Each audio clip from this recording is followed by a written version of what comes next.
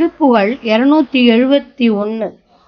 சொரியும் முகிலை பதுமநிதியை சுரபி தருவை சமமாக சொலியும் மனம் எழுதனையும் நெகிழ்வு இல் சுமடர் அருகுற்று இயல்வாணர் தெரியும் அருமை பழைய மொழியை திருடி நெருடி கவிபாடி திரியும் மருள் விட்டு உனது குவளை திகரி பகர் பெறுவேனோ.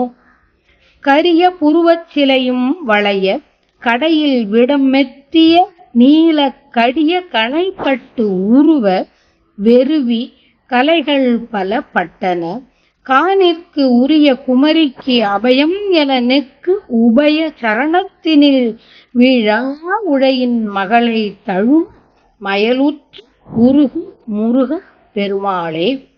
உனது குவளை திகரி பகர பெறுவேனோ. கரிய புருவமான வில்லானது வளைய காணவேதனையால் வளைந்து சுருங்க காமனின் ஐந்தாம் அம்பான குவளை மலர் என்ற கொடிய அம்பு உன் மீது பட்டு உருவ அதனாலே நீ மிக்க காமவேதனை எய்தி அஞ்சி போய் மான்கள் உலவுகின்ற கூட்டமான வள்ளிமலை காட்டிற்குரிய பெண்ணான வள்ளி நாச்சியாருக்கு அபயம் என கூறி உள்ளம் நெகிழ்ந்து பெருமாட்டியின் 2 அடிகளில் விழுந்து அம்மானின் மகளை சேர ஆசை கொண்டு உருகிய முருகக் கடவுளே.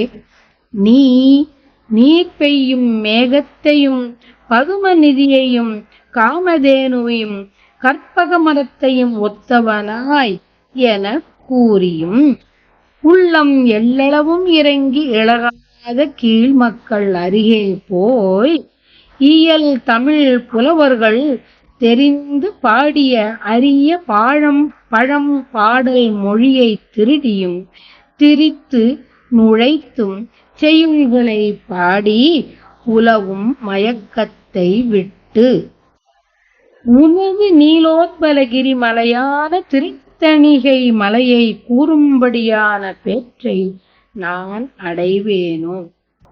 இயல்வாணர் தெரியும் அருமை பழைய மொழியை திருடி நெருடி கவிபாடி திரியும் மருள் விட வேண்டும். அவ்வாறு இறங்கி எனக்கு அருள் செய்வாயாக என்று வேண்டியபடி வேண்டியார் வேண்டியவற்றை தருவது பதுமநிதி சுரபி காமதேனு என்ற பசு கற்பக மரம் விண்ணுலகத்தில் உள்ளவை.